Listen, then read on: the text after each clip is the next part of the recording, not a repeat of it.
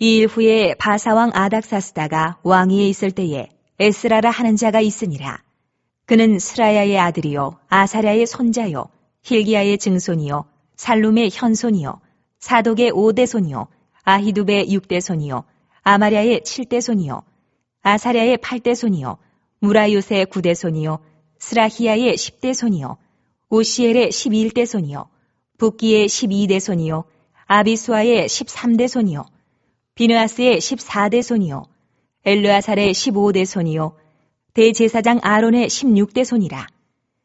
이 에스라가 바벨론에서 올라왔으니 그는 이스라엘의 하나님 여호와께서 주신 모세의 율법에 익숙한 학자로서 그의 하나님 여호와의 도우심을 입음으로 왕에게 구하는 것은 다 받는 자이더니 아닥사스다 왕 제7년에 이스라엘 자손과 제사장들과 레위 사람들과 노래하는 자들과 문지기들과 느디님 사람들 중에 몇 사람이 예루살렘으로 올라올 때에 이 에스라가 올라왔으니 왕의 제7년 5째 달이라. 첫째 달 초하루에 바벨론에서 길을 떠났고 하나님의 선한 손에 도우심을 입어 5째 달 초하루에 예루살렘에 이르니라. 에스라가 여호와의 율법을 연구하여 준행하며 율례와 규례를 이스라엘에게 가르치기로 결심하였었더라. 안녕하세요. 오늘 여러분께서 보내주신 자료 에스라, 성전 개혁과 믿음의 계승, 발췌문을 좀 더 깊이 들여다보려고 합니다. 네, 안녕하세요. 성전은 이미 재건되었는데 왜 또 개혁이 필요했을까? 이게 좀 궁금하거든요. 오늘 그 중심에 있는 인물 에스라에게 한번 집중해 보겠습니다. 네, 오늘 우리가 살펴볼 에스라서 7장이 바로 그 시점의 이야기입니다. 그러니까 단순히 성전이라는 건물이 딱 세워지고 끝난 게 아니고요. 그 후의 이야기군요. 그렇죠. 물리적인 건축을 넘어서 그 안에 담길 진짜 신앙, 그러니까 사람들의 마음과 삶을 어떻게 다시 세울 것인가, 여기에 초점이 맞춰져 있죠. 하나님께서 왜 에스라를 이 중요한 개혁의 인물로 부르셨을까? 그 배경을 좀 살펴보는 게 중요할 것 같습니다. 네, 흥미로운 지점인데요. 자료에서도 보면 성전 건물 그 자체가 아니라 그곳을 채우는 사람들, 그 사람들의 믿음이 핵심이다 이렇게 강조하고 있잖아요. 맞습니다. 첫 성전이 파괴됐던 그 경험에서 얻은 교훈이겠죠, 아마. 네, 뼈아픈 교훈이었을 겁니다. 그런데 그 개혁을 위해서 하나님이 딱 에스라를 준비시키셨다는 건데 그가 어떤 인물이었는지 좀 더 구체적으로 알고 싶네요. 바로 그게 핵심입니다. 에스라가 누구인지 아는 것이 이 개혁을 이해하는 첫걸음이거든요. 1절부터 5절 보면 그의 족보가 아주 상세하게 나와요. 네, 봤어요. 상당히 길더라고요. 이게 그냥 우리 가문 좋다 이런 자랑이 아니고요. 무려 16대를 거슬러 올라가서 첫 대제사장 아론에게까지 이어지잖아요. 네네. 이건 에스라가 단숨이 그냥 혈통만 물려받은 게 아니라 조상 대대로 내려온 그 신앙의 정통성, 또 율법 정신을 아주 충실하게 계승한 사람이다. 이걸 보여주는 거죠. 일종의 영적 이력서라고 할까요? 영적 이력서요? 표현이 확 와닿는데요. 네. 그러니까 이 개혁이라는 무거운 임무에 이 사람이 적임자다, 이걸 보여주는 강력한 증거인 셈이죠. 그렇군요. 그런데 6절을 보면 더 놀라운 점이 있는 것 같아요.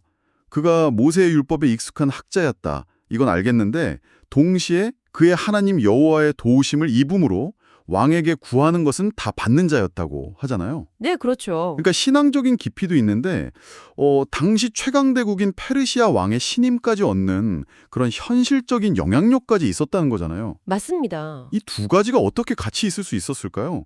보통 세상적인 성공이랑 신앙의 순수성이 좀 부딪힐 때도 있지 않나요?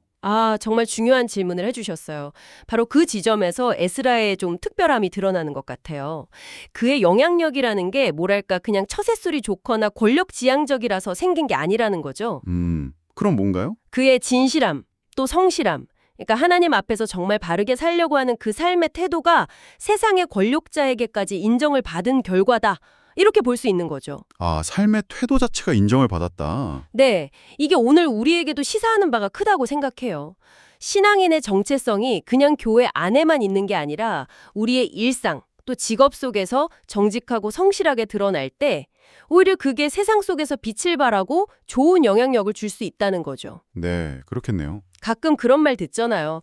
저 사람 보니까 하나님 믿고 싶어진다. 이런 삶의 중요성이죠. 그렇군요. 신앙과 삶이 일치하는 그 진실함이 핵심이었군요.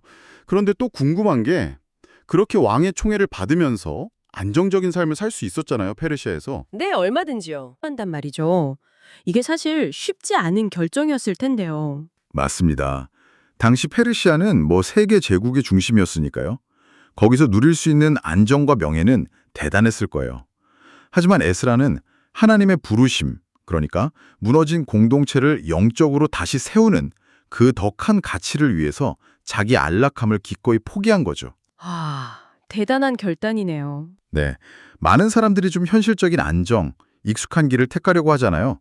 근데 때로는 하나님의 뜻을 따르기 위해서 좀 불확실해 보여도 새로운 길로 나아가는 용기가 필요하다는 걸 에스라가 삶으로 보여준 거죠.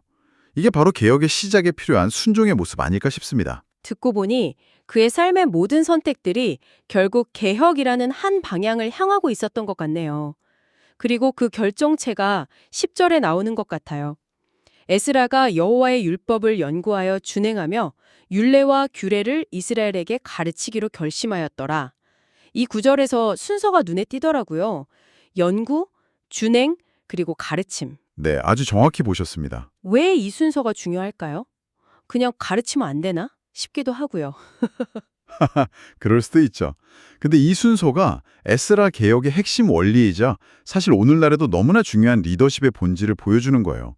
그러니까 단순히 지식만 전달하는 교사가 아니라 먼저 말씀을 깊이 연구해서 깨닫고 그 다음에 그 깨달음을 자기 삶으로 살아내는 준행의 과정이 있어야 한다는 거죠. 먼저 살아내는 것. 네, 그걸 거친 후에야 비로소 다른 사람들을 가르칠 자격과 진정성을 얻게 된다는 의미입니다. 머리로만 아는 지식 말고요. 삶으로 증명된 진리만이 사람 마음을 움직이고 진짜 변화를 가져올 수 있잖아요. 그렇죠. 행동으로 보여주는 것만큼 강력한 건 없으니까요. 네. 행함이 없는 가르침은 그냥 공허한 메아리일 뿐이라는 걸 에스라는 분명히 알았던 것 같습니다. 연구, 준행, 가르침. 정말 깊은 울림이 있는 원칙입니다. 말씀을 삶으로 살아낸다는 것의 무기를 다시 한번 생각해 보게 되네요. 정리를 좀 해보자면 에스라는 그 신실한 신앙의 유산을 잘 이어받았고요. 또 하나님과 세상 앞에서 인정받는 진실함과 영향력을 가졌고 부르심 앞에서는 기꺼이 자신의 안락함을 내려놓는 순종의 사람이었습니다. 네. 그리고 무엇보다 중요한 건 말씀을 깊이 연구하고 삶으로 먼저 실천한 후에야 가르침에 나섰던 정말 잘 준비된 개혁의 지도자였다는 거죠. 건물 재건 이후에 사람들의 마음과 삶을 다시 세우는데 이보다 더 중요한 자질은 없었을 겁니다. 네. 오늘 에스라 이야기를 통해서 다시 한번 확인하게 되는 것 같습니다. 눈에 보이는 성전, 어떤 형식이나 제도보다 중요한 건 결국 그것을 이루는 사람들의 마음, 또 삶의 진정성이구나 하는 걸요. 맞습니다. 그럼 여기서 한 걸음 더 나아가서 이런 질문을 좀 던져보고 싶어요. 오늘 여러분의 삶, 또 우리 공동체 속에서는 어떤가요? 혹시 우리도 모르게 좀 외적인 형식이나 어떤 성과에 너무 치중하느라 정작 가장 중요한 사람의 마음, 그러니까 진정한 믿음과 관계의 회복을 놓치고 있는 부분은 없을까요? 그 본질을 다시 우리 삶의 중심에 두기 위해서 오늘 당장 시작할 수 있는 작은 실천은 무엇일지 한번 고민해 보시는 것도 좋겠습니다.